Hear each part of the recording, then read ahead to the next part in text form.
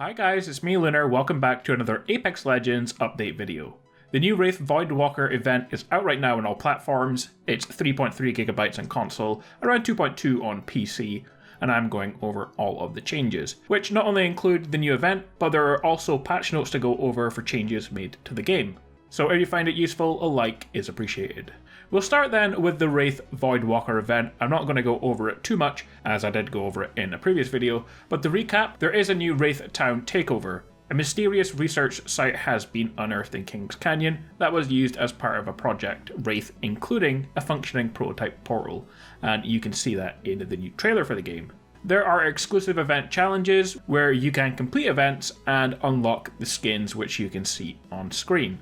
There's a new direct purchase shop, where new event limited cosmetics including the Wraith Voidwalker legendary skin for 1800 Apex coins, plus additional themed cosmetics which range in price from 500 to 1000 Apex coins, so they did reduce the price from the previous event. Double XP for top 5 and wins this weekend, so from 10 AM Pacific time on September the 6th until September the 9th, players will earn double XP for top 5 finishes for both account and battle pass progression. And like I said guys, I went over that stuff in more detail in the previous video, but there's nothing too much that you won't be able to see in game yourself. So there's a lot of info to go over for the new event, Armed Dangerous, and then the patch notes. So for the new event, it's shotguns and snipers only. Enabled guns are the Mozambique, Peacekeeper, EVA 8, Longbow, G7, and Triple Take. And there's a change to the Triple Take in this patch note. Attachments not used by snipers or shotguns because they're disabled. Gold variants of weapons spawn in high tier loot zones and in airdrops. The Kraber and Mastiff loot values are tuned so they spawn in late game airdrops and very rarely as ground loot. The game mode will have reduced armor. They've disabled the loot for armor helmets in blue, purple and gold rarities, and white armor and helmets has been reduced. So you can die pretty easily in this mode. Ground loot drop chances are reduced by 45%. Bullet counts and stacks have been modified. Light rounds you can now get 16 per drop and 32 per inventory slot.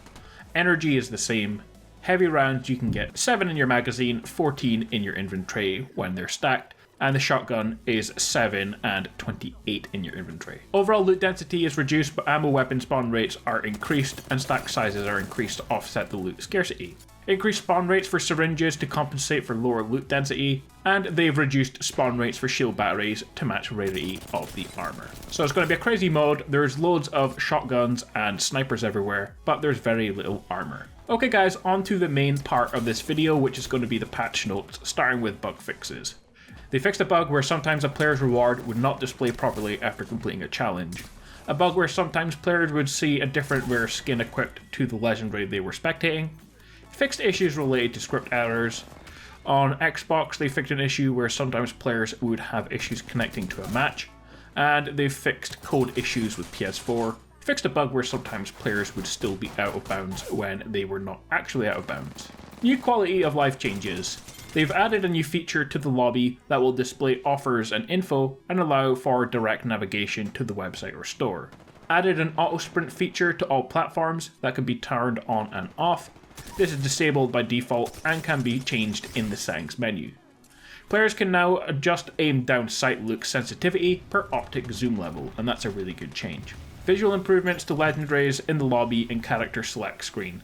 So increased overall brightness, softer light and shadows, improved reflection on hard surfaces, and improved detail and contrast to textures. They've added a user interface to the spectator view that lets players easily tell if they're spectating a squad mate or enemy, and they've added a setting to disable weapon auto-switching when ammo runs out. So some very useful changes there. To weapons, they've increased the projectile width for the Triple Take. SMGs will no longer be compatible with the 3-scope and the 2x and 4x scopes, and this is all designed basically to make the weapon more in line with its archetype, so it's not a long-range weapon and it shouldn't be able to equip those scopes. A couple of changes to Legends. Wattson will now have a low profile attribute, meaning she will take 5% more damage to base health. And also they've reduced the maximum number of interceptor pylons that can be active to 1. For Bloodhound, they fixed an issue that allowed players to cancel the startup animation for their ultimate when activated while using a zipline. Guys, that is about it for this one. I wanted to share with you the new update to Apex Legends, but mostly I wanted to share with you the patch notes, which included some really cool stuff, changes to the triple take, changes to Wattson. They've added in an auto sprint feature, plus more, so it was definitely worth sharing.